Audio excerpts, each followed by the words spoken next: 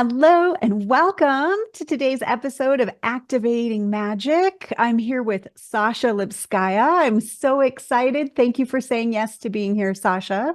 Y'all, we Mm. met at an event and it was like a mutual click of recognition. And I'm hoping through this podcast that you receive a lot of those mutual clicks of recognition of like, I'm not alone in this and we're connected and we're on a similar mission. And so, Sasha, that was my experience when we met. I was delighted to be on your podcast, Being Brave. And let me just tell people a little bit about you formally, and then we'll dive in. So, Sasha is a spiritual guide and sacred intimacy mentor to soul driven people who want to experience deeper love and devotion, serve their higher purpose, and embody their truth. And that's what we have in common, right? Sasha's work is anchored in intuitive channeling, and I can't wait to talk about your magic, tantric practice, sacred sexuality, and energetic healing so that her clients can reclaim their relationship with the divine, reconnect to their intuition, open their hearts to experience, trust, and receive the love that they really want. Sasha, tell us a little bit, how did you walk down this path? So I feel like I've walked down this path from a very young age Mm. because I'd always been, this outsider.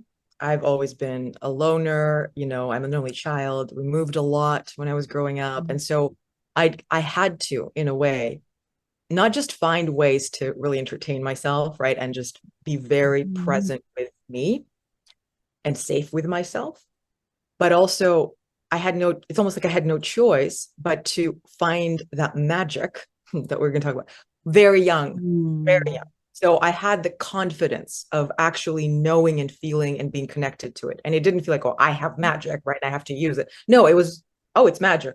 Here it is, right there. It's here. And So I'm part of because you were alone a lot, you were it. really tuned into yourself. Yeah, I was given the space to really, in Mm. a way, contemplate, right? What we call contemplation. I know now that's what I was doing. I had time at a very young age without formal training in meditation or Right. contemplation or anything like that. I had the space and also, in a way, an encouragement because I grew up in an artistic family. My father was an artist. My mother was, very artistic, and she was present with me. And she comes from a lineage, again, what I feel like intuitives and artists. Mm-hmm. So there was a presence of my connection to myself without necessarily Yeah. talking was given space. And so whether that was play, reading, creating, right? Just very specifically, I wanted to be a performer, an artist, an actor, very young, so that was one of the things that I immediately knew, okay, I'm here Mm-hmm. to speak and share. And so I would speak to my Yes. stuffed animals, right? And I would perform and I would play, scenes out of soap operas. And little did I know at the same time I really connected with the archetypes of the divine feminine through Greek mythology. Mm. So I fell in love, and then I discovered, Celtic, like all of the things that bring us together as human beings, all the myths, right? Of what does it And you mean were to be? exposed to that as a kid? Yes. Yes. I was actually learning that at Amazing. school. I know I was in Russia at the time, and one of our subjects was Greek mythology. Imagine that. So, and Wow. that was my favorite subject. And I was just like, oh my God, I was in love. I couldn't stop. I was like books and everything. And I was, 7. So Wow. yeah, so that was clearly, now I see, right? Okay, there was something there. Because not only was I interested, I was literally channeling those myths. I was talking to these archetypes, right? And I was not like praying to some deity, but I was very much invoking and doing deity worship, which is what, tantric practice is about, which means finding that archetype right within yourself, right? Mm. And feeling her presence. So that was one part of my journey. And then I became an actor like I wanted Well, to. I And have a question yeah, because I'm comparing, yeah, right? You can't help but compare to your own experience. And I was yeah, very much in the world of make everybody else happy. And we're going yeah, here and we're going there and we're doing this and we're doing that.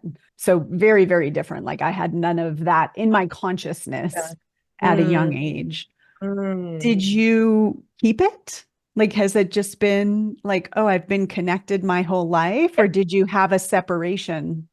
No, Wow. no, there's never, no. And that's why I really need to own that. Like, I know that my soul has been through a lot of different lifetimes where I had the experience of Mm-hmm. separation. Know that. Mm-hmm. And I can feel it. So it doesn't feel like, oh, I'm this privilege and how, how do I get, yes, I chose this, right? And it comes Yeah. with a lot of sacrifice. It comes with a lot of responsibility. It comes with a lot of humility, right? Which is what we're the stage I'm at now, right? Yeah. So it's like the honeymoon is over. Let's go to work. Let's make this a divine union, right? So this feeling of the divine, like that connection, always, I never felt separated. And also, that includes, yes, I very much suffered it, right? I actually did, and I'm still going through, and we're going to talk about that, into that darkness of what am I doing here? Like, who am I supposed to be and why, right? And that, absolutely, right? So that's the both and of actual, I feel like, spiritual, not growth, but awakening. Yeah. Right. I'm human. Right. So yes, both. So But even being connected our whole life, so for some listeners who maybe had more of my experience, doesn't mean it's all rainbows and butterflies, because we're still in human bodies that hold energy and are experiencing the energy on the planet. Yeah. so that's what this is the joke, right? Is that it is rainbows, except they don't look like what we think. Right. I tell my clients, it's not the Disney version of Peter Pan. Okay. It's the real one.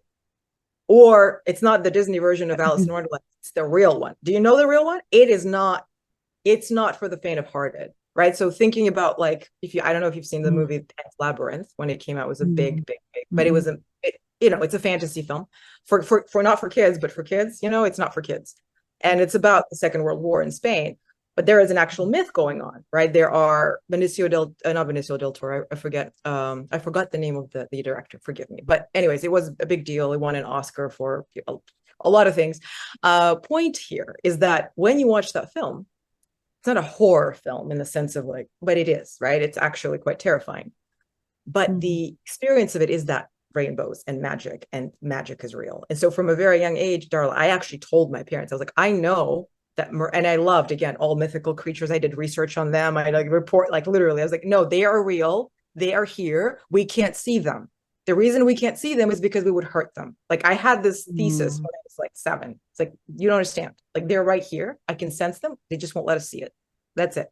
And so I feel that that's actually what it is. When you start seeing the unicorns and the rainbows and the mermaids are real, but they don't look like that Disney version, because the work we're here to do is to live the truth. Truth is dark and light, and it is fierce, and it will destroy, right? It will destroy every fantasy. Every Disney movie will crumble. And so that you could actually live the magic, right? So when people are like, well, I want to get there, right? I want to ascend and I want to get over this. It's like, well, the whole point is you're not here to get over it. You're here to transcend it, literally transcend it, which means you are here to live it, love it, transmute it, alchemize it. And by alchemizing it, that whatever is causing you and other beings suffering, which is the same thing, you are discovering the magic, right? Those are your gifts. That's how you develop and reveal them. It's like, oh, I have this gift. I can pick you up and I can help you walk because I can see you're in pain. I didn't even think about that 2 hours ago. I would have been sitting there and be like, I can't even walk. It hurts, right? But there you are. And I'm going to run to you. I'm going to forget all about it. And suddenly I have this, where's the strength coming from? That's grace, right? But that is that, oh no, this is magic. This is magic. It's not, oh, I'm going to do this and you're going to walk and I'm going to walk and everybody's going to be happy and no pain is existent, right? It's no, I'm not here for that. I'm here for transformation, because that's actually the experience we want, right? You don't want to wake up one day and be like, oh, I don't even know. I don't know what happened. I'm just good now. No, I want to know. I want to know that I am embodying my own rebirth, right? And that is that bringing yourself to the knees and literally saying, I'm just here to literally learn what it is that I'm here to offer, but not by trying to figure it out, by trying to truly sacrifice, surrender, give up everything that I am not, so that I can feel it, right? And there, Darla, that's where the roads are everywhere. Like, I can't believe I'm looking outside, like, I can't, like, the pain but I'm not suffering it, right? I'm like, I can't handle it. Like, no, but also I see the rainbow. I actually see the stars falling, right? I can see the magic. I can see the divine. And it feels almost sometimes it's heartbreaking, right? Because it's like, yeah, it's right here. And it's not that you shouldn't, feel what you're feeling, but just know that in this feeling, it is there. It is there. But the conscious choice, right, of choosing that, you actually can see it and really devote your life to seeing it, means that you have to own the fact that you don't get to give up, right, the real world. Like, I feel like we're going to dive into that big time. So you became an actress. Yes, I became an actress. I acted. I had a dark night of the soul, many ways. And I had somebody, I just felt like I was doing it basically for the wrong reasons. I wanted to be an artist, an actor, right? I wanted what I know now. I wanted to channel, right? I wanted to just offer myself a way to really be in that embodied state of what feels like just rapture, something coming through me that I wanted to share. I didn't want to follow a script. I really didn't. I resisted big time. And so I realized on set one day when I actually got what I wanted, I was cast in a movie and I was given this chance to actually feel, and I was like, I don't want any of this. This doesn't feel good to me at all. I don't like this. This is not, no. And I realized, yes, I've been wanting it for, yes, fame, being liked, being loved, feeling good about myself, right? All of the shadows that we carry. And I'm definitely embodying a lot of them. I was like, whoa. So I left. And from that point on, it was a lot of just kind of like poking. Right? I knew I wanted to be in a healing profession. That was clear to me. And I was told, by many people, like, why are you not a psychiatrist or a psychologist? You should be a shrink and you should be this. Like, I should be. No, that's like, no. And then somebody mentioned life coach and also energy healing, right? This healer that I worked with pretty much told me, you have a gift, you have to use it. And it felt really good to me, right? It wasn't like, oh, somebody's telling me I should do it. And so no, I'm like, no, I want to, I know, oh, it's real. Oh, there is something that I can, it's like, oh yeah, it's real. So I followed that crumble by crumble by crumble by crumble, life coaching led to, deepening into understanding of just healing, right? And holding space and guidance and mentorship. And then I developed a practice around that. I went to graduate school to study further, because I wanted to actually, again, not do it just from that superficial place. I'm just going to help people. Like, I wanted to understand what it is that I'm helping them with from a place of, well, why is it that people are suffering? What is this culture that we're living in? So I studied feminism, intersectional feminism, especially, like was big, and, media and representation. So just to tell you, I left my practice. I gave up coaching for a while because I was so disillusioned. I was so heartbroken. It felt like Hollywood number 2 for me, like, let's do it again. And I was like, no. And life, this path brought me back, because I left, I finished. How did that happen? How did what happen? How did I come back? Yeah. It was very easy, because once I finished my degree, right, and I was like, okay, now I have this master's. Am I going to teach? Am I going to write? But I'd always kept coaching it, right? I actually had coached people throughout the whole time. I just didn't call it, what it is. And I was like, okay, so I took a little 2-year hiatus from having a business, because I was in school and I was doing a lot of things. And I was like, I'm not sure about the online coaching industry. Like, it just didn't feel, there was something about it that just felt really off to me in that moment, right? And so I needed to find a way to be there, back to being in the world that was an integrity. So how I came back was I actually hired a coach, right, to help me figure out my next steps. And she ended up hiring me to coach with her, and then literally brought me back into, and she wasn't, necessarily doing what I'm doing, right? But she was holding space and leading containers and working with clients. And so I was brought in as part of her team, and I started, basically co-creating with her, and got back into the online world with this very clear awareness that, oh no, I'm relaunching my practice. This is what's happening. I'm relaunching my practice. So within 6 months, I ended up leaving her, right, and branching out of my own and building what I have now from, not, I want to say from scratch. I already had a foundation, but in a way it came from a place of, no, I can do this. It will be hard. I will still do. And it was a lot of, this is an integrity. This, right. This is, you have to go through that. Right. I was trying to avoid it, back to not wanting to be in the world. Oh, but no, I have to see the real just underbelly of it all. Right. The sales, the marketing, and really, and not that it's bad, but there are ways to do it that's good, right? They're in integrity. ways that aren't. And so I felt all of that. I saw all of that and was very fortunate that, again, the divine guided me, that I saw enough to not say yes to anything that was clearly, just not where I wanted to be. And slowly but surely, very quickly, I met Ron. I hired him, which is how we met. And through that, and other relationships, I just built a business on referral, right? And like people just came to me, people I knew, people I started to meet. And then I just did it, right? I just showed up. That's it. And with there was a moment where, again, dark night of the soul, I ended up coaching and teaching in a coaching company like yours for very similar. I knew, right? It's like, I need to do my own thing. I need to build my own thing. And so I had to literally just like leave and sort of like get kicked out, and everything was just taken away. Everything I wanted to be, right? It's like, oh, the coach and this, like, it's all gone, right? No foundation, just you. Let's go.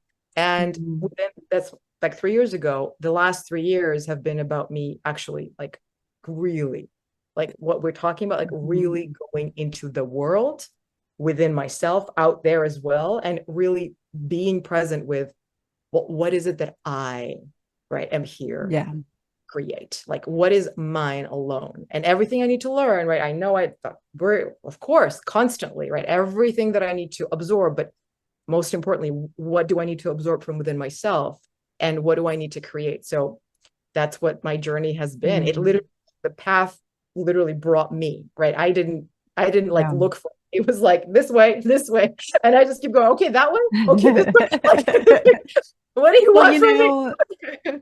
Like if you study human design at all, most of us are meant to live that way, to respond to what's happening, to wait for the invitation, etc. Like it's a small percent that should actually be driving it. So I love that. Me too. I'm very grateful, but also it's, it could feel a little like, whoa, like really, like, I feel like, the people listening, or part of why I want to have this conversation about magic in business is a bit of what you're pointing to, where a lot of people can get into this space and see some of the lack of integrity or misalignment, or, and we all have blind spots, and, people are making choices based on their frame of awareness. And then when you come in and you're magical and you can kind of see beyond, or you see what someone's not seeing, it can be a bit disheartening. And yet I believe if we just keep showing up in our magic, like it works itself out. So I guess in your experience with that story, what would you share to people who are experiencing what you've experienced, of like, how do I find my place to do my work when some things aren't feeling great? Yeah, well, I feel like honestly, you have to be willing to actually really ask for help. And I mean help, capital H. Right? That's what I've done every time. So it wasn't just like something is calling me, and I'm going to go this way, and it's like, no, I've asked, like, show me. This is not right. There's something wrong. I know that. Show me. Right? I literally would pray, like kill the part of me. And I did it this morning. I'm still doing it because it's the most important thing to say is, I don't know, but there is something untrue, and there is something that isn't mine. And maybe it was, but now it isn't. And that's why I'm feeling that, oh, what am I creating? Right? Where am I going? And like, you must actually own the fact that you will have to embrace that you will have periods of time where, yes, it will feel off, and you will look back and be like, oh yeah, that wasn't, but within that is actually the greatest magic, because that's where you feel the depth of that separation, actually, right? That suffering, like something, I know I'm connected back to your question. Yes. But when those times in my life have happened where I was out of integrity with what wanted to come through me, right? I was muting it. I wasn't fully on, right? I wasn't fully myself. I was myself, but not in the way that my soul was asking, right? So it's like the half truth is still a lie. The 3/4 truth is a lie. The 7/8 is a lie. It's a lie. If it's not true, it's not true. So I was like, no, but no, right? It's still like safety wheels and all that. No. So I prayed, and I literally would talk to my spirit guides. And I realized now I'd had, quite a few trans experiences, like being in a different state of awareness and consciousness altogether, where I would have these visions that wouldn't necessarily show me this is what you're going to do, right? This is where you need to go. But I would actually have again, it's embodied experience of who I am, right? And like, oh, and then from there, I would actually have this either vision or I'd just hear, right? That clairvoyance and the clairaudience would come in and be like, I'd hear, like, basically first say no to this out of here, and then we'll see. Yes to this, yes to this, yes to this, yes to this, so that you can know that this was a no, right? Like all the things. Then within that, the most important part though, is that the desire for that, right? The help, give me help, understand where I want to go and hold me and help me, comes from you understanding why it matters to you, right? Why does it matter to me to find the right path? What do I want to create? That's great. I want to create, a container for healing, right? For other beings. Yes. Wonderful. Why? Right. And also not from a place of, again, it's because I want to heal the world, right? Or because I want to affect 10,000 million people and have this goal. No, but your soul has a very clear, like, not just, it has an idea, right, of why, but it also has a sense. It's like, because if you don't, you will never love the way that you can. That's what I know, right? I came here to love better. And that is the only thing I want. So if I know that this path is going to help me do that, even if it looks like, wait, I'm going to take 2 years off of charging people for my coaching, calling myself a coach, but in that 2 years, right, I'll humble myself. I'll work in a restaurant. I don't know. I'll move out across the world to teach English, which I've done. I will do all these things. I will go to school. I will put myself through the craziness of that. Why? Because I know that my soul is asking me to learn to love better. And that means in this moment, I need to be here, something happening. And I know now, looking back, my thesis and master's was on the archetype of the displaced female, like feminine, which I didn't even have the language yet, but I created a movie. I wrote it. I performed it, right? It was a thesis that was creation based, which is why I chose to be in that program to begin with. So I wanted to act and write and, and I created a movie on the story of a Russian mail order bride, right? That was looking for love and in a way kind of, selling herself so that somebody could choose her and bring her to a place where she felt safe. This is real, right? This industry is real, right? It's back to what are we actually doing? Where are these archetypes? What is happening in the world, right? I love that, right? Well, it's like, where are we being a Russian bride? Yes. Hoping to feel safe. Exactly. I mean, I had awareness of what I was doing, but I didn't have the awareness I have now why I needed to do that, right? It's like every I love time that. like it's a YouTube video. Every YouTube video now, I'm like, oh yeah, there is Kali. Well, that's what I was doing. My whole thesis was on, most likely it was like the archetype of Persephone and, the sacred prostitute. And like, I'm like, oh my God. And, Lilith. I'm like, I didn't know. But I love it. But imagine if I didn't do that. I kept coaching. I want to come back to what you said. First of all, I love this thought of really learning to love the way that you can in this life and in this body. So I know we'll dive into that. And you said you have to understand why it matters to you. And, I deeply believe that the first stage of transformation is commitment. It has to come from within. It has to be a why that matters to you. No one can give it to you. No one can figure it out for you. It has to be your choice, your initiation. A lot of times what I find is people don't give themselves space for that. And so, I say often we have to create space for magic. And you talked about being a kid and having lots of space and time and, affirmation to be able to play like that. And I feel like I just want to highlight that and see if there's anything else you want to offer around making space. Yeah, this is critical. I mean, everything I've actually heard, right, directed to myself from my teachers that really landed was around that, right? That your practice, that's the space, right? That's that container. And that's what I tell my clients every time. It's like, the answer is in your practice. The answer is in your practice. How is your practice? Right. And it's like, no, but it's like, no, but I'm not here to, like, yes, we can do that. We can talk, we can discuss, we can find all illuminating insights, right? But that won't actually stick. Your experience will not stay with you if you're not devoted to your practice.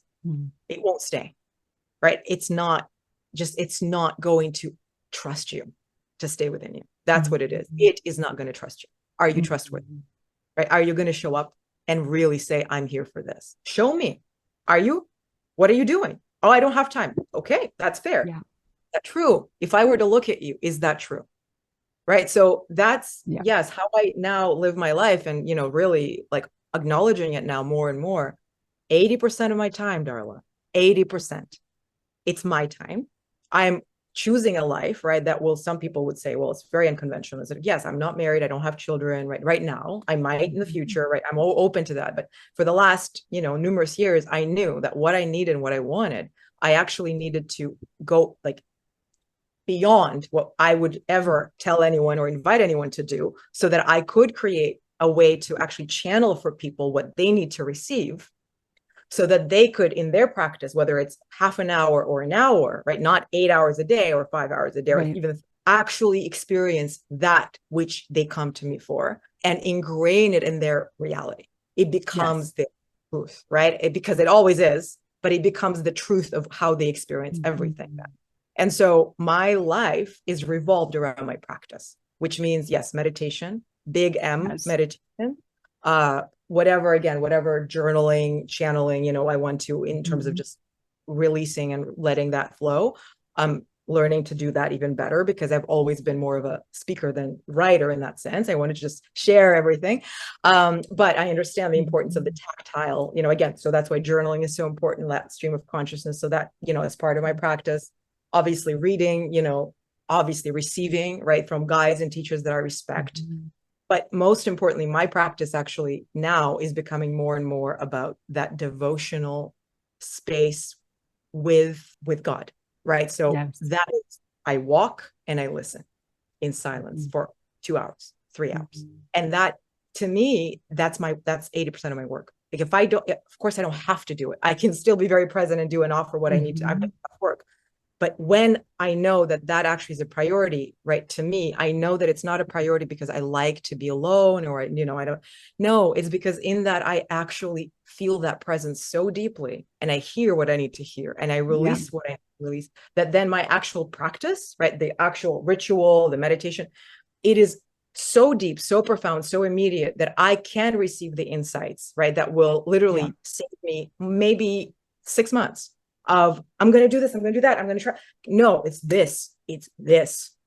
And then throughout the day, I could just receive even more. But, the deeper you go, the more you actually have to do, not more time, right? But the more you have to actually offer yourself that space. So if you can't, that might not be your path, right? That's okay. There is to still create that space with what you have, if you really want it. If that desire is real, you will realize the desire is real. It's the most important thing. It just is. To me, that is the most important thing. And everything else, including a partnership, right, including dating and, cooking and family, it will be supported by that, right? I will not choose to walk alone over talking to my mother if she needs me. Like, that's no, right. But somehow, so it always works. For the most part, though, we're not taught that. Like, you had to choose that. I had to choose that. I actually am so grateful I had a coach who was willing to, I didn't know what I didn't know about what I couldn't hear. Right. And I had a coach that was willing to sit on the phone with me in silence until I received something, like, just to be there, because I wasn't going to prioritize it for myself. We would walk, I would walk, she would sit with me, I would sit.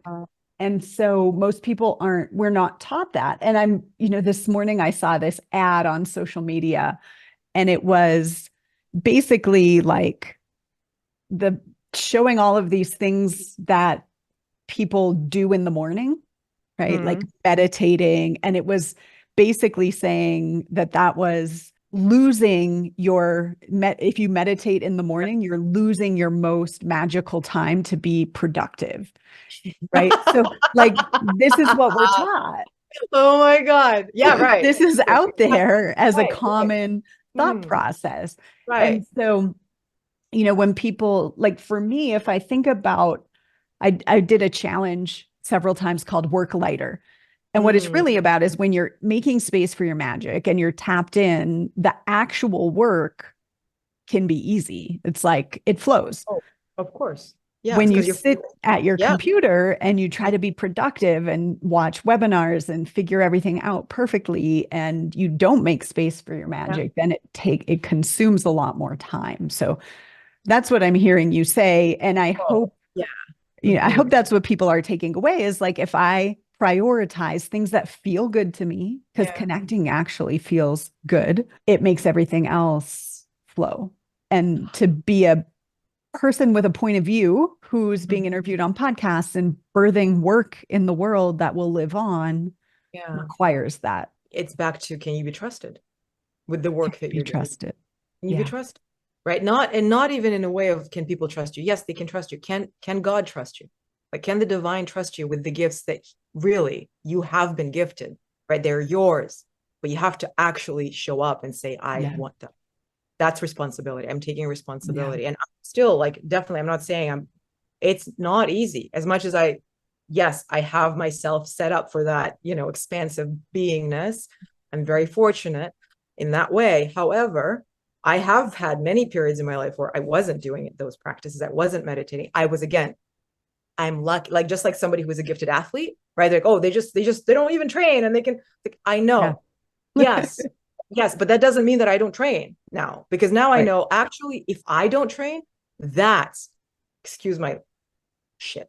Like, that is arrogance. That's entitlement, right? That's lazy. That's true Mm. laziness, right? Somebody who actually is trying to make the effort, like you, right? Like, I can't do this, and your coaches, but you hire a coach, you let them hold you, you know what you need to do. That's devotion. Mm. I'm here for it. Somebody like me, who, let's say, easily can just drop in and doesn't do it because I don't need to, I can't be trusted, but you can.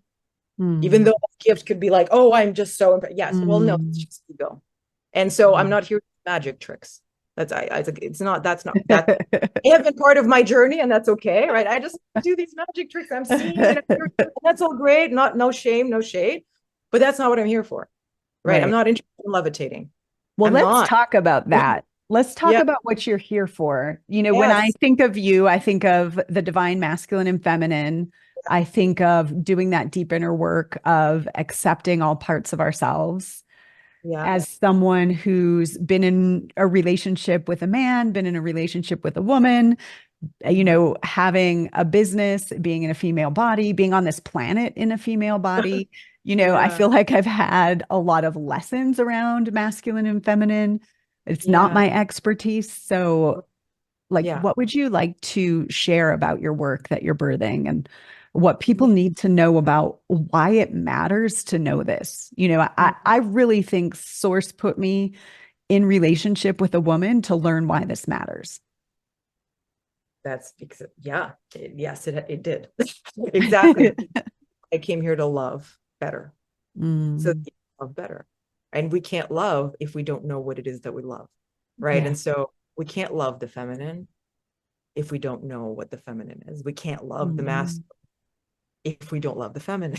We can't mm, understand, right, what we are if we don't, and we don't have to use those terms. So with that being said, what it actually means is, if you don't know all the little parts, maybe two big parts, it might be many little parts, depends what modality or what practice or mm, what tradition you look through, but essentially we are, and I believe this and I know this and I live this, and I can be wrong and you can throw it out if it doesn't serve you, but that's where I teach and come from. We are a conglomerate of these divine particles, and it's like, they're like swirling around and they take different shapes, right? Like a kaleidoscope. It's like, oh, and so mhm, there's the feminine and the masculine, the yin mm, and the yang, right? The god and the goddess. When I speak of that, I don't mean, again, God and the goddess, but then there is God, capital God, not masculine God, not God sitting on a cloud, not an old man, not God as a field of conscious love. mm, That, and that transmission, that feeling in my voice now, I can feel the vibration of that conscious love. That's what it is. You don't have to understand it with your mind to understand with your body what it is. Like, it's that. mm, That's God. And so to come into communion with that, right, to not be separate, to actually feel it, we have to own that it, to experience us, and for us to experience it, there has to be a separation. There have to be parts, because otherwise you can't experience, right? I can't experience my finger if I don't have two other fingers to touch it. right? Like I can't see you if I'm not you, right? And yes, we are all one, but well, so we're not, right? And so all of that paradox of being one and yet being many. So the masculine and the feminine specifically, and in the tantric tradition, in the Hindu tradition, having deities, right, working with invoking the divine feminine, what I really want to speak to and bring into this world, and that really is based on not just the lineage that I'm following now, which is more specifically related to Vajrayana Tantra, the Trika Shaivism, which is a very specific, again, it's not about sex, but it is, right? Absolutely, because sex is everything. Sex is creation, right? Sexuality, sexual energy is how we birth, how we create, how we live, how we thrive. That's Kundalini, life force energy, right? So without throwing out these terms and not giving them enough respect, like I already want to apologize to the divine, and I don't want to throw terms out, right? Because it's important, because we throw them around, the masculine, and we don't know what we're talking about. So the way that I teach around this, and the way that I'm learning what this actually is the masculine really, it's not, we see it as doing, no. So the divine masculine, yes, it is actualizing things in terms of structure, right? And action that is very logical and, specific and focused and grounded and makes things happen, right? But it's not about doing. It's about presence and awareness. It's about that space that you're talking about. My capacity to actually feel the divine masculine and feel safe in being held in that, when I wasn't actually safe in some environments I was in, right? Which is why I have ADHD, right? Like I take myself out of that environment and I'm in that other world immediately and I'm safe, but I'm not in a fantasy world. I really am in communion with the divine, right? And that is the divine masculine. You said my capacity to feel safe. Yes. And there's something, if you could tease that out, there's something in that I feel you taking responsibility for that, for being able to feel safe. Well, yes, the answer is in the practice. So my capacity to actually feel safe with the divine, right? So to know that it is safe to be loved. It is safe to be seen. It is safe to feel my worth. Not from pride, I am so this, no, but to know I am so worthy of this divine love right now. I can feel it, I can receive it, right? If that is present, it will be available at all times, because it is, right? But you actually have to say that I'm responsible for saying, yes, it is mine. I am here to receive it. Thank you. Yeah. And I'm here because I'm worthy of it. I was created so that the divine could love me. Right. So if I'm saying no, I'm literally saying, oh, you did. Oh, you want to, oh, no. Right. So it's literally saying, no, you don't get to love your creation. Right. And it's like a piece of art, talking to the artist, being like, no, I'm not, no, you're not going to show this to anyone. Right. It's like, that's kind of the relationship with, again, the Godhead, right? Not masculine, not feminine, just that conscious love that wants to know what it feels like to love. Right. And so there it is, creating these beings so that they could learn to love and he could know what love is. So I actually had this download, and I know I'm not quite answering your question, but this is important. This just capacity, right, to be with it is how I receive the messages that I do. And what I heard very clearly, what I heard, felt, and just knew is you're not just here to love, right? You are now conscious enough to know that you're here to teach me how to love. We are not just here to more potential because I'm here to express myself. No, I'm here to show that which created me what it created, because it doesn't know. And that is how I teach it, that I can show it, I can teach it, I can show it, I can give it an experience of the love it never had, because it never, right? So I'm teaching it how to love better through me, not because it doesn't know how to love, but because it hasn't loved this way yet, right? And so it's like, yes, so then everyone has it. Yes, not everybody will use it, not everybody's dharma, karma, whatever you want, destiny will call for it. It doesn't matter. But those that know, right, back to the people that we are speaking to, know, yes, it's calling me because I'm here to literally give whatever that divine essence has printed me with into the world so that I can show it how to love through me. And so the divine feminine is actually how, there's your answer, is how we love, right? So the way that I feel her, the goddess, right, the divine feminine, which is in, again, tantric tradition, or really, if we look at any tradition, it's present, right? It's not the goddess just as it's a feminine expression of the divine and the feminine body, right? No, it's quite literally the way that the divine expresses anything. So the goddess is the expression of everything. It's life, right? It's the flow of that energy manifest in the world. And she's also the one who gets to take it back and destroy it if she needs to, right? She's also the one who creates illusions around it, right? She's the play that God has visioned and offers us so that we could go into the play and actually remember what we're here to create in that play. But again, the divine masculine is the space in which she creates, right? So he doesn't come in and necessarily do, right? He is there to literally hold her, witness her genius, right? Her magic, her desire, be in reverence to that, and then help her actualize it, hold, lead, right? Really show her focus, right? This way, I'm protecting you, I'm holding you, grounding her, and also making sure that whatever she's creating is actually in service to that conscious love. So just logical, right? Like, you're not going to be productive. And I was going to say, yeah, you're not going to be a productive robot. That's the actual truth that you should say. If you're not meditating, you're not going to be, if you don't meditate, you're going to be a very productive robot. Not to say that if you don't meditate, you're a robot, but like, that's literally what they're saying, right? It's like, don't connect to your heart. You're going to miss out on times where you could pump things out. Well, yes, exactly. I don't want to pump things out. Right. Right. I mean, we could have a deep conversation about why that's in the collective, right? To keep us from, because people see it and think that's true. Well, here's, by the way, speaking of the masculine, there's your distorted masculine right there. Yeah. Right. So it's distorted because it believes that we need to push and we have to mute our hearts to get things done, to accomplish, to win, to override, to achieve. Right. And that win lose and that better than, and I have to. And the true divine masculine has no interest. It's like, it's boring. It's like, I'm just here and I'm just that Peter Pan behavior, that crazy hook behavior. I'm not interested. Right. I am a king. Right. I'm here to hold my queen. And I'm not here to indulge any creation that doesn't serve conscious love.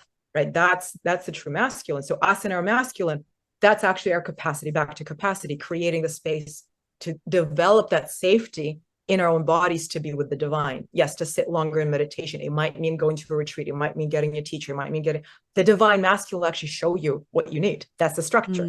Oh, get yourself a coach. Take responsibility. Right? I don't know, learn, but know again why. And then the divine feminine is that which will flow through you.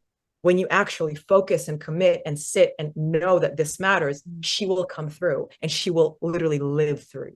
Beautiful. So that's it. Yeah. Yeah. I have like 800 more questions and I know we're at the time. I really want to let people know that you've got 2 meditations that they can download, and we'll put that link below this. Tell people about the meditations. So these were channeled like 4 years ago, and I still very much like just love to offer them to people in this way, because they're very good, both introductory and intermediate and high level. Doesn't matter what kind of meditator you are. They really are going to bring you very deeply into your heart, and very simply, right? There's nothing fancy about it. I was still in a very, let's just say beginnings of my practice in terms of what I'm creating now when I created them. But I feel that they carry that desire, that devotion, that presence of I'm here for love. Use me. That's it. So that's beautiful. Yeah. There's the logical part of me that thinks, oh, we got to tie this up and have this. And that, I know. And then I so trust the transmission. Yes, me too. I'm seeing you, probably most people are listening to you, but as you're clicking in and channeling, I can see the light across your face. And it's just, I know that people are receiving the vibration needed. And we know this. I have full trust. And that's why when you asked me, should we talk about something specific? I'm like, yes, I have, but we did that. That's her. And the structure was there, so we can trust it. There's no like, oh, but we were here, we were there. No, we were focused. We were in this. We were present. We gave what needed to be given. We received what needed to be received. That's it. Beautiful. Thank you, Sasha. Thank you, everyone. Thank you so for much. Who you are. Oh, my pleasure. Thank you. Thank you for seeing me. And thank you for you. We'll see everyone in the next episode. Have an amazing day.